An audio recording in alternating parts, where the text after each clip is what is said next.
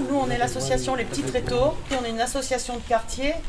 On a aussi participé à l'ouverture de cette salle. On remercie vraiment la salle des fêtes qui organise le Grand Parc Rivière. Et quand on a dit qu'on voulait faire un débat et poser cette question des mineurs isolés, tout le monde a répondu à l'unanimité. Il faut savoir qu'il y a eu beaucoup de solidarité malgré le Covid. Je le dis puisque le premier confinement, ce quartier a tenu grâce aux bénévoles du quartier pour tout ce qui est aide alimentaire. C'en est de même d'ailleurs pour toutes les personnes qui s'occupent des réfugiés. Beaucoup de choses tiennent aujourd'hui grâce à des bénévoles et des militants. Il y a eu aussi quand même un petit peu de boulot fait avec la bibliothèque du Grand Parc, le centre social, puisqu'on a pu faire un petit peu des petits ateliers de théâtre. Avec toutes les difficultés que nous avons, nous, ici, sur nos quartiers nord, vous avez dû en entendre parler, ça défrayait la chronique, et bien malheureusement, la question de la jeunesse est vraiment au cœur de nos préoccupations, au cœur de notre association. Et on entame tout un travail sur enfants d'ici et d'ailleurs. On va débattre et discuter du devenir du Cabaco, qui est en extrême danger puisque l'expulsion va se passer incessamment sous peu, enfin c'est en route. Mais comme le Cabaco, comme les copines de l'Éclaircie, où c'est des familles, des femmes et des enfants, mais pas que. Je pense à Morty et la mine Diamant des Cités, qui est un ami très cher, qui a ouvert un squat aussi au quartier pour sortir des gens de Bordeaux-Lac. Nous, les petits tréteaux, et je crois aussi que toutes les équipes qui sont ici, qui ont travaillé qui travaillent sur le festival Grand Parc Rivière, on est assez admiratifs du travail que vous avez pu faire, vous, les bénévoles et les militants. Vous avez fait un travail de professionnel. Ça a été une vraie organisation, ce lieu, comme tous les squats. Ce qui nous met en colère, c'est qu'il n'y a pas de solution pour ces jeunes, pour les familles à l'Éclaircie, pour la mine quand s'ils se font évacuer demain aussi, alors que c'est des lieux qui peuvent fonctionner. On est dans des locaux qui sont encore super corrects. La grosse question qui se pose, c'est qu'on a des personnes qui arrivent et on est incapable de les prendre en charge. Enfin, je parle de l'institution. Donc nous, on voulait faire un parallèle avec la France aujourd'hui qui n'accueille pas, mais notre implication, nous, la France, l'État français, dans les pays d'origine de ces jeunes. En tant que petit tréteau, ce qu'on peut dire, les petits boulots qu'on a pu faire un petit peu avec vous et tout ça, c'est votre engagement à vous les jeunes. C'est que ça ne vous laisse pas du tout indifférents ces questions-là, bien évidemment. On a fait un petit travail sonore avec certains d'entre vous. On a travaillé sur le guide du Bordeaux colonial, qui a été fait par le réseau Sortir du colonialisme de Gironde, qui donc retrace, nous, notre passé colonial, Bordeaux, une ville qui s'est quand même construite sur la colonisation, l'esclavage, etc., le commerce. Donc c'est super intéressant. Les noms de rues, des noms de rues qui entourent le Cabaco, il y en a partout dans Bordeaux, mais nous on a quand même ici sur Bordeaux Nord des choses très importantes au niveau des rues. Stutenberg, il y avait l'usine Le Sieur, c'était Morel, et ces familles détiennent encore énormément de choses, bien évidemment. Nous sommes des personnes qui vivons ici, mais nous sommes des alliés parce que nous ne sommes pas d'accord avec ce qui se passe.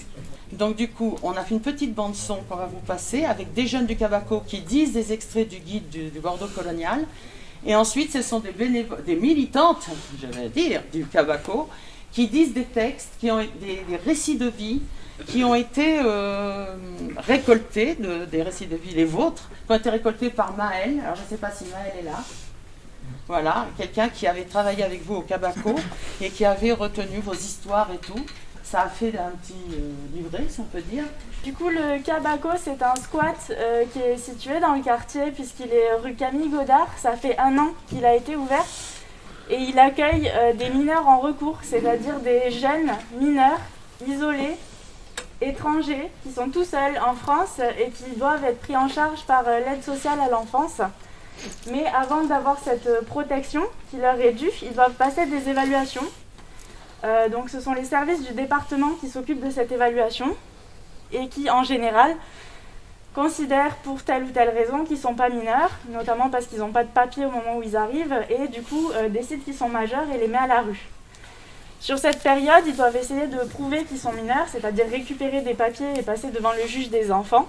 Et donc cette période, elle peut durer entre 2, 3, 6 mois, enfin ça peut durer très longtemps et pendant ce temps-là, les jeunes ils sont à la rue et ils sont tout seuls. Et donc il y a un squat qui a ouvert il y a 1 an dans lequel ils sont logés et accompagnés autant que c'est possible pour les personnes bénévoles qui sont sur place.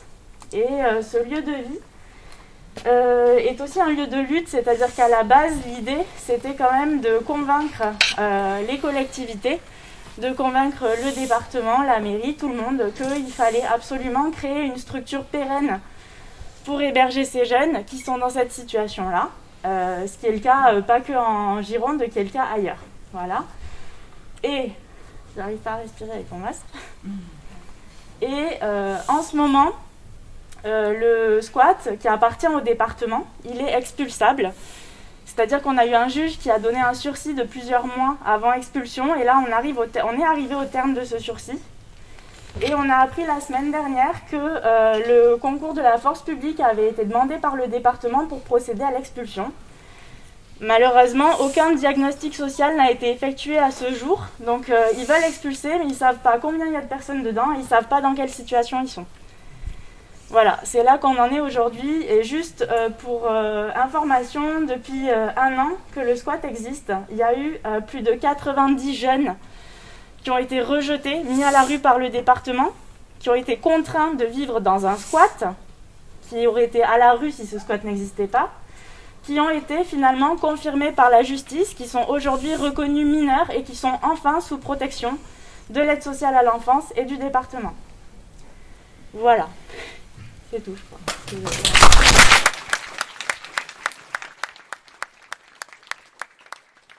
Bonsoir à toutes et à tous. Donc, je m'appelle Hamzat Boukari Yabara, je suis historien, je suis chercheur en sciences sociales et je travaille depuis une quinzaine d'années sur les questions liées notamment au panafricanisme et aux diasporas, les diasporas africaines en Europe et dans les Amériques.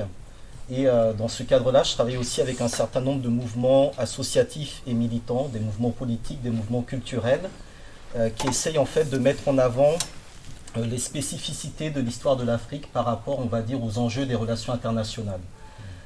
Pour, par exemple, me situer dans l'actualité, il y a une semaine, j'étais à Cotonou, au Bénin, avec tout un collectif de 250 organisations de la société civile, pour notamment nous engager sur les questions de limitation de mandat, et pour également écouter les doléances de la jeunesse ouest-africaine, qui est au premier rang pour faire évoluer, on va dire, les situations politiques en Afrique de l'Ouest. Donc le travail que je fais, le travail de recherche que je fais, le travail de publication que je fais, j'essaie de l'inscrire également avec les mouvements militants. Donc c'est un travail, on va dire, de transformation des sociétés, de clarification des enjeux politiques et de conceptualisation également des problématiques. Donc j'ai écrit plusieurs ouvrages.